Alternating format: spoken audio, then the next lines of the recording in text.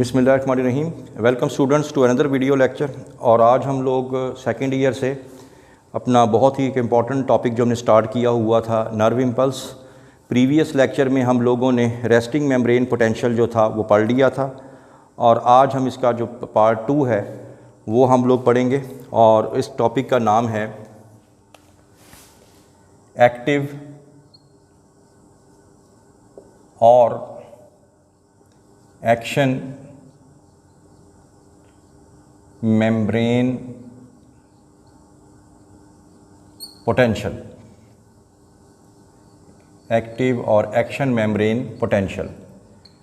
अगर आपने previous lecture नहीं लिया तो पहले आप काइंडली वो लेक्चर ले लें ताकि आपको समझ में आ जाए कि हमने एक्चुअली करना क्या है। उसमें सारी जो बेसिक्स हैं वो बता दी गई हैं। अब जो ये टॉपिक है रेस्टिंग मेम्ब्रेन पोटेंशियल, मैंने आपको बताया था लास्ट लेक्चर में कि जब आपकी न्यूरॉन्स में से इम्पल्स नहीं गुजर रही होती तो उसको हम लोग रेस्टिंग मेम्ब्रेन पोटेंशियल बोलते हैं, और जब उसमें से करंट गुजर रहा होता है तो उसको बोलते हैं एक्शन मेम्ब्रेन पोटेंशियल या इनिशिएशन ऑफ नर्व इम्पल्स। ठीक है, इसको से पहले कि अगर हम लोग जो टॉपिक स्टार्ट करें, पहले हम लोग कल वाला जो टॉपिक है उसको थोड़ा सा हम लोग ब्रीफली उसको देख लेते हैं कि हम लोगों ने उसमें क्या कुछ पढ़ा था। उसमें हमने सबसे पहले सेल बॉडीज़ बनाई थी, अगर आपको याद हो। फिर हम लोगों ने इसके अंदर बनाया था एक्सोनल पार्ट्स बनाए थे, और उसके बाद हमने एक्सॉन एंडिंग्स बनाई थी कुछ इस तरह से। ठीक है, और ये यहाँ पे आ जाएंगे इसके डेंड्रॉइड्स और ये आ जाएगा सेल बॉडीज़। ठीक हो गया। अब होता ये है कि जैसे प्रीवियस लेक्चर में बताया था कि इसके अंदर दो आइंस बहुत ही अहम किरदार अदा कर रहे होते हैं। एक सोडियम आइन बाहर भी होता है और सोडियम आइन अंदर भी होता है। पोटाशियम आइन बाहर भी होता है और पोटाशियम आइन अंदर भी होता है।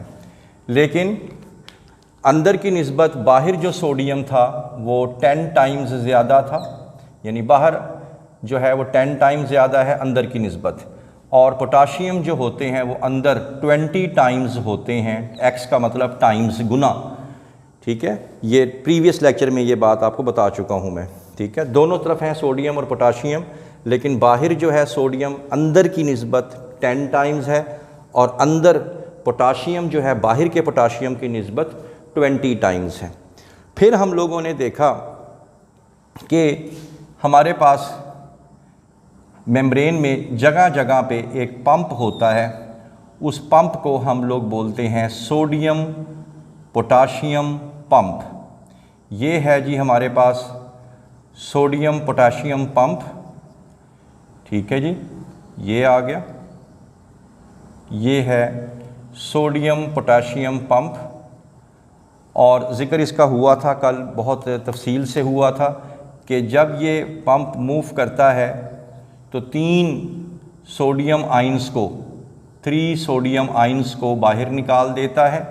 तो these are the sodium ions, और 2 पोटाशियम आइंस को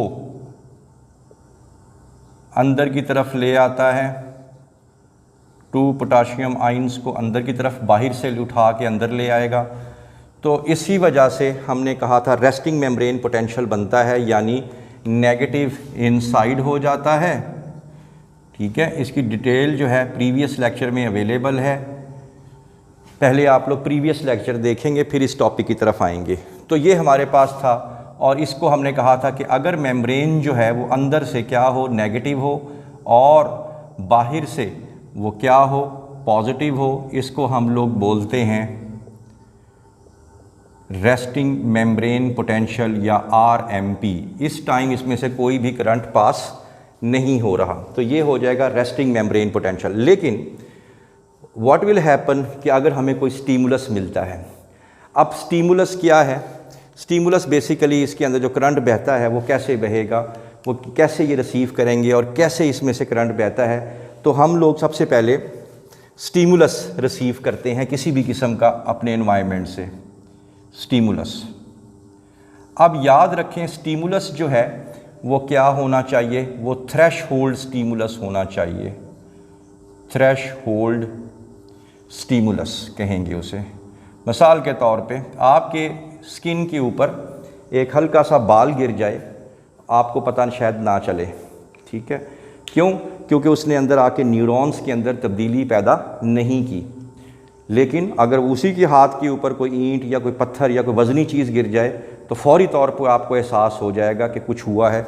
तो होता क्या है, होता ये है कि जब भी हमें कोई ऐसा स्टिमुलस, जिसको हम थ्रेशहोल्ड स्टिमुलस कहते हैं, हमारी न्यूरॉन्स के अंदर कुछ तब्दीलियां आना शुरू हो जाती हैं, और वो तब्दीलियों को हम लोग क्या बोलेंगे, उनको हम लोग बोलेंगे लोकलाइज्ड चेंजिंग, लोकलाइज्ड चेंजेस।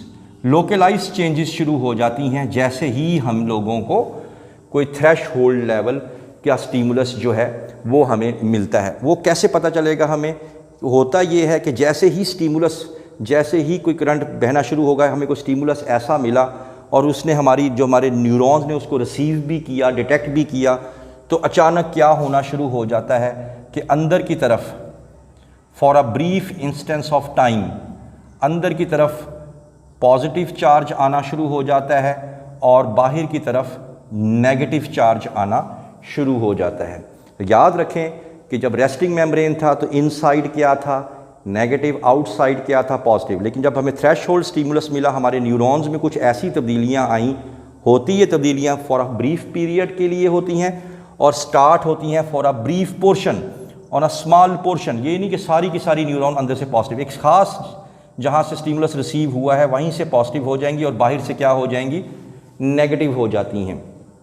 इसी फिनोमिना को फिर हम लोग कहते हैं, जब इनसाइड पॉजिटिव हो जाए और आउटसाइड नेगेटिव हो जाए तो फिर आपने इसको कहना है AMP। क्यों AMP? यानी एक्टिव या एक्शन मेम्ब्रेन पोटेंशियल, यानी अब जो है हमारी नर्व इम्पल्स जो है वो जनरेट हो चुकी है और वो आगे जाने के लिए यानी एक्सॉन तक पहुंचने के लिए तैयार है। अब ऐसा होता क्यों है? जैसे हमने कल बताया था कि नेगेटिव अंदर क्यों आते हैं, वो हमने पूरा बता दिया था। इसके बारे में भी जो न्यूरो फिजियोलॉजिस्ट हैं, जो न्यूरॉन की फिजियोलॉजी पे बहुत गहरी नज़र रखते हैं, उन्होंने इसके बारे में क्या बताया कि ऐसा क्यों होता है, इसकी क्या वजूहात होती हैं। तो इसमें आप लोगों ने, और ये चार्जेस जो हैं ये रिवर्स क्यों हो जाते हैं, इसके बारे में ये बात है कि होता ये है कि जैसे जगह जगह पे हमारे पूरे न्यूरॉन में बहुत से सोडियम पोटाशियम पंप होते हैं, इसके साथ साथ एक और चीज़ भी हमारी न्यूरॉन की मेम्ब्रेन्स में होती हैं, वो मैं यहाँ पे डिस्कस कर लेता हूँ, बना देता हूँ। उनको हम लोग कहते हैं सोडियम एंड पोटाशियम गेट्स। ये आप लोग देखें, ये अब मैं बना रहा हूँ गेट।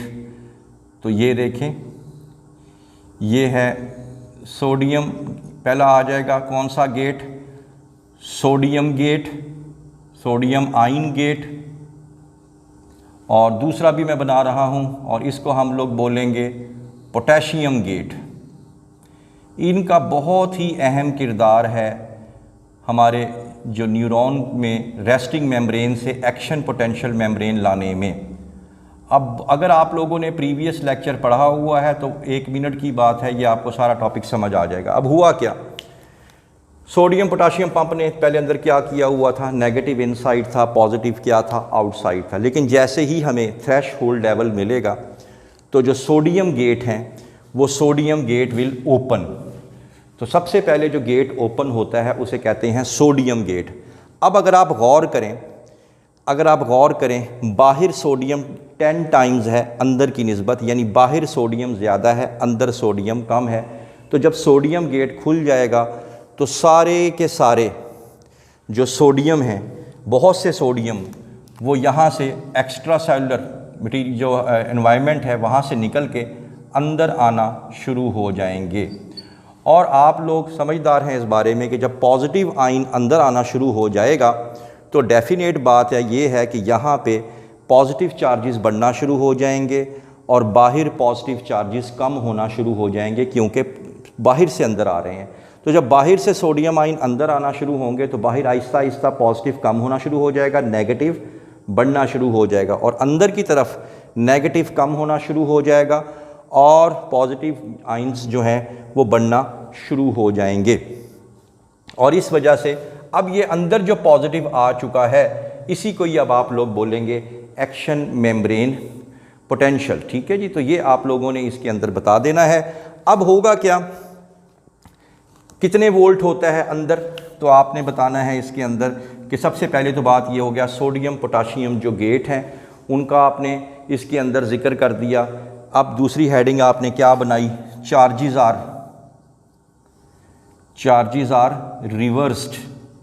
रिवर्स्ड का मतलब क्या हुआ, चार्जेस अब उलट हो चुके।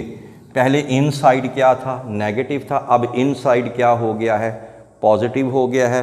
पहले बाहर क्या था, पॉजिटिव था, अब क्या हो गए हैं बाहर नेगेटिव। तो चार्जेस जो हैं वो क्या हो जाएंगे, उसके अंदर रिवर्स हो जाएंगे। अब जो मेम्ब्रेन पोटेंशियल है आप लोगों का वो कितना हो जाएगा अंदर, पहले -70 था, तो अब जो इसके अंदर वाला जो वोल्टेज है वो हो जाएगा इसके अंदर, वो आप इसमें बता दें 0.05 वोल्ट प्लस हो गया है, तो 0.05 वोल्ट्स या प्लस 50 मिली वोल्ट्स,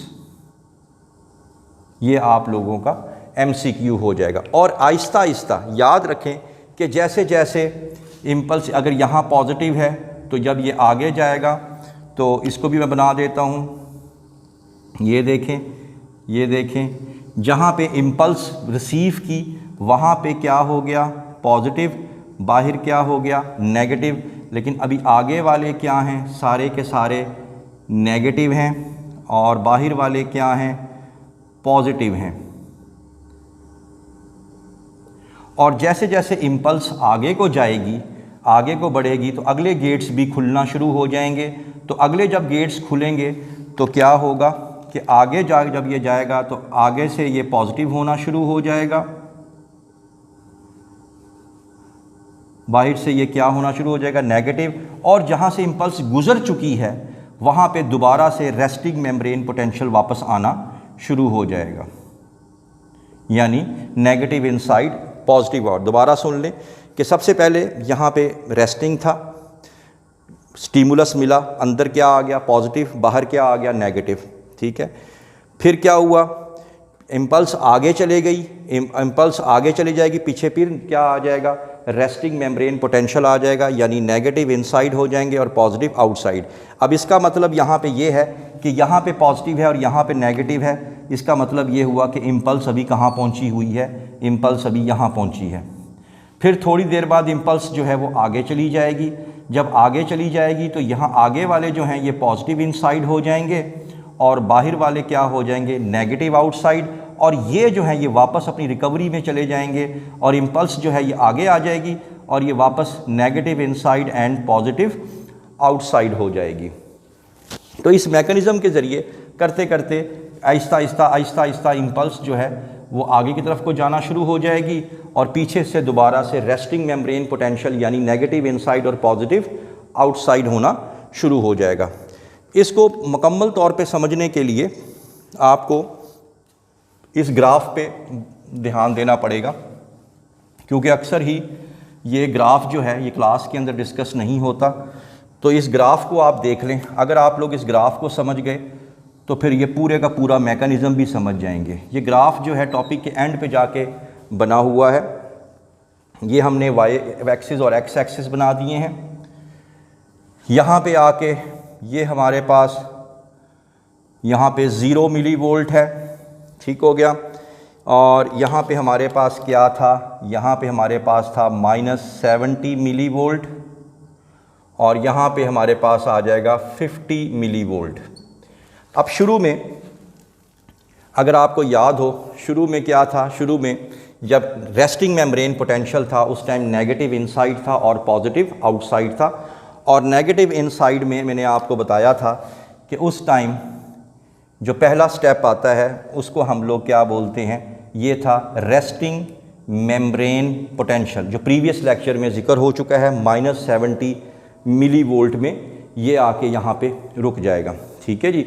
इस स्टेट को आप लोग पोलराइज स्टेट भी बोलेंगे। कौन सी स्टेट? Polarised state. इसको पोलराइज स्टेट क्यों कहते हैं? क्योंकि शुरू में जैसे बताया था आपको कि न्यूरॉन जो होती है शुरू में नेगेटिव इनसाइड होती है और बाहर से क्या होती है? पॉजिटिव, यानी दो पोल्स बने हुए थे, यानी negative inside and positive outside. तो ये हो जाएगा हमारे पास पहली स्टेज पोलराइज स्टेट, जिसको आप रेस्टिंग मेम्ब्रेन पोटेंशियल भी कहते हैं। अब आ जाए इस डायग्राम पे। जैसे ही कोई आपको थ्रेशहोल्ड लेवल मिला तो सोडियम गेट जो है वो क्या हो जाएंगे? ओपन, और सारे के सारे सोडियम कहाँ आ जाएंगे? अंदर। जब अंदर आ जाएंगे तो अंदर कौन सा चार्ज आ जाएगा? पॉजिटिव, और बाहर कौन सा चार्ज आ जाएगा? नेगेटिव। तो हम भी अपने ग्राफ को ले जाते हैं पॉजिटिव की तरफ। तो ये देखें, ये हमारा ग्राफ जो है ये ऊपर की तरफ चला गया। तो यहाँ पे क्या हुआ? स्टेप नंबर 2 पे यहाँ पे सोडियम गेट जो हैं ये क्या हो गए हैं? Sodium gate open, sodium gate खुल गए और हमारा नेगेटिव पोर्शन कहाँ चला गया? पॉजिटिव की तरफ चला गया। और इस स्टेप को हम लोग क्या कहेंगे? डीपोलराइजेशन। इसको बोलेंगे डीपोलराइजेशन, क्योंकि अब डी पोल्स हो गए हैं। डी पोल्स का मतलब पहले नेगेटिव इनसाइड था, सोडियम अंदर आने की वजह से अंदर क्या हो गया है? पॉजिटिव, और बाहर पहले पॉजिटिव था, अब वहाँ पे क्या हो गया? ये पोल्स डी हो गए हैं, यानी चेंज हो गए हैं। अब उसके बाद सोडियम गेट यहाँ पे आके, सोडियम गेट जो हैं वो यहाँ पे आके क्या हो जाएंगे? क्लोज। और आप डायग्राम को देखें, यहाँ पे अब कौन सा गेट ओपन होगा? Potassium gate. अब जब पोटेशियम गेट ओपन होगा तो खुद सोच लें आप लोग, बगैर इसको रट्टा लगाए, अंदर पोटाशियम आयन ज़्यादा हैं, 20 टाइम्स हैं एज़ कंपेयर टू आउटसाइड। तो पोटेशियम आयन्स यहाँ से तेज़ी से बाहर भागना शुरू हो जाएंगे, और जब बाहर भागेंगे अंदर अगेन पॉजिटिव कम होना शुरू हो जाएगा और नेगेटिव बढ़ना शुरू हो जाएगा। तो हम ग्राफ को भी यहीं पे ले आते हैं। तो ग्राफ हमारा दोबारा पॉजिटिव से कहाँ की तरफ को जाना शुरू हो जाएगा? नेगेटिव की तरफ जाना शुरू हो जाएगा। तो आप यहाँ लिखेंगे कि पोटाशियम गेट ओपन, और इस स्टेप को आप बोलेंगे रीपोलराइजेशन। रीपोलराइजेशन यानी दोबारा से अंदर कौन सी स्टेट आ जाएगी? दोबारा से अंदर नेगेटिव आइंस दोबारा आ जाएंगे। री का मतलब होता है दोबारा, ठीक है। तो पहले सोडियम गेट ओपन हुआ, बाहर से सोडियम अंदर आ गए, अंदर क्या आ गया? पॉजिटिव। फिर पोटाशियम गेट ओपन हुआ, अंदर से पोटाशियम बाहर चले गए, तो अंदर क्या आ गया? नेगेटिव। अब अगर आप बुक में देखें कि ये जो लाइन है ये ज़रूरत से ज़्यादा नीचे चली गई है। हमें क्या चाहिए था? -70। इस स्टेप को, ये जो नीचे की तरफ गई है -70 से, इसको आप लोग बोलेंगे हाइपर पोलराइजेशन। हाइपर पोलराइजेशन, ये हाइपर पोलराइजेशन हो जाएगी, यानी ज़रूरत से ज़्यादा अंदर नेगेटिव चार्ज हो जाएंगे। लेकिन हमें दोबारा से पोलराइज स्टेट चाहिए, यानी दोबारा से हमें -70 चाहिए। अब क्या होगा? आखिरी स्टेप पे यहाँ पे जो पोटेशियम आइंस जो यहाँ से कहाँ चले गए थे? बाहर चले गए थे, ठीक है। तो इसमें क्या होगा कि यहाँ पे दोबारा से इसको रिकवर किया जाएगा और दोबारा से सोडियम पोटाशियम पंप जो हैं, सोडियम पोटाशियम पंप, इसको मेंटेन करेंगे और दोबारा से इसको क्या करेंगे? इसको दोबारा से -70 पे ही वापस लेके आएंगे। तो इस तरीके से आपने क्या बताना है कि इसमें यहाँ पे आ जाएगा रिकवरी स्टेप। तो रिकवरी स्टेप आपने इसमें बताना है। हम लोग ये बात कर रहे थे कि जैसे जैसे हमारी नर्व इम्पल्स पास होती है वहाँ पे चार्जेस इनसाइड क्या हो जाते हैं? पॉजिटिव, आउटसाइड क्या हो जाते हैं? नेगेटिव। इसी को ही हम लोग कहते हैं एक्शन मेम्ब्रेन पोटेंशियल। लेकिन ये जो पॉजिटिव चार्जेस अंदर आते हैं for a brief period of time, बाद में इसको दोबारा से रिस्टोर कर लिया जाता है। जैसे मैंने अभी आपको बताया, रिकवरी स्टेप के हवाले से रिकवरी स्टेप आता है जिसमें दोबारा से इसको -70 वोल्ट में ले आया जाता है, ताकि दोबारा यहाँ पे इनसाइड क्या आ जाए? नेगेटिव इनसाइड हो जाए और वोल्टेज -70 मिली वोल्ट, और बाहर क्या आ जाए?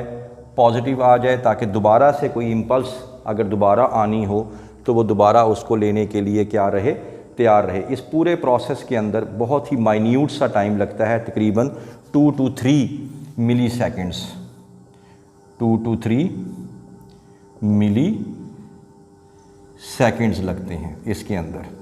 तो ये ग्राफ जो है ये बहुत इम्पॉर्टेंट है entry test point of view से, और इसके एक अगर लॉन्ग में आ जाए इसकी अपनी ही एक वैल्यू है, तो एक तो आपने ये बता देना है। एंड पे जाके आपने बताना है कि न्यूरॉन्स जो हैं वो दो तरह की हो सकती हैं, एक माइलिनेटेड और एक नॉन माइलिनेटेड। माइलिनेटेड न्यूरॉन्स जो होती हैं वो न्यूरॉन्स जिनके ऊपर माइलिन शीथ होती है, जैसे यहाँ पे मैं बनाने जा रहा हूँ, ये अगर एक न्यूरॉन है, ये इसका एक्सॉन है, और इसी तरह ये एक न्यूरॉन है और ये इसका एक्सॉन है। और आप लोगों को अच्छे तरीके से मालूम है कि जो इम्पल्स होती है वो डेंड्राइट से स्टार्ट होके और एक्सॉन से होते हुए नीचे की तरफ जा रही होती है, यानी एक्सोनल एंडिंग तक। अब होता क्या है कि कुछ न्यूरॉन्स ऐसी हैं जिनके ऊपर एक कवरिंग होती है, जिस कवरिंग को हम लोग क्या बोलते हैं, माइलिन शीथ।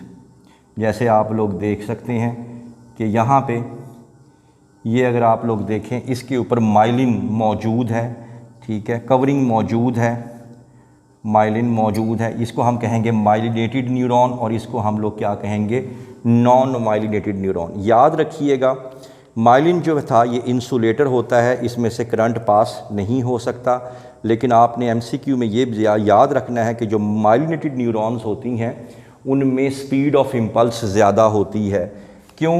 कि उसकी वजह कि इम्पल्स जो है यहाँ से आगे तो जा नहीं सकती, यहाँ से जंप करती हुई इधर आती है माइलिन के दरमियान, फिर यहाँ से जंप करती हुई इधर जाती है। ये जो दरमियान वाला जो पोर्शन है इसको हम लोग कहते हैं नोड ऑफ रेनवायर, नोड ऑफ रेनवायर बोलते हैं इसको। और इसमें इम्पल्स जंप खाती हुई जाती है, इसी वजह से इस जंपिंग नर्व को हम जंपिंग इम्पल्स भी कहते हैं और साल्टेटरी इम्पल्स भी बोलते हैं इसे, साल्टेटरी इम्पल्स भी इसको कहते हैं, जंप करती हुई ये जाती है। और अगर एक चीज़ आप याद कर लें कि जो माइलिनेटेड न्यूरॉन्स होती हैं, माइलिनेटेड न्यूरॉन जिनके ऊपर कवरिंग होती है, ये एमसीक्यू के अंदर बता रहा हूँ, इसकी जो स्पीड होती है ट्रैवल करने की वो तकरीबन 120 मीटर पर सेकंड होती है, जबकि नॉन माइलिनेटेड जो होती हैं, माइलिनेटेड, उनमें स्पीड कम होती है, यानी 100 मीटर पर सेकंड। तो इसमें 100 मीटर पर सेकंड की रफ्तार से जाएगा, इसमें 120 मीटर पर सेकंड की रफ्तार से जाएगा। उसकी वजह क्योंकि ये जंपिंग है, और इसको हम लोग साल्टेटरी, जंपिंग इम्पल्स को हम लोग साल्टेटरी इम्पल्स भी बोलते हैं। और ये नोड टू नोड जंप करती हुई जाती है, और ये नोड को क्या कहते हैं, नोड ऑफ रेनवायर।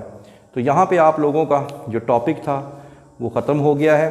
किसी भी किस्म का कोई क्वेश्चन हो तो लाजमी पूछ लीजिएगा, ये बहुत ही एक इम्पॉर्टेंट टॉपिक है, किसी भी टाइम पेपर में ये आ सकता है। तो for more interesting videos please stay connected with us. Thank you very much.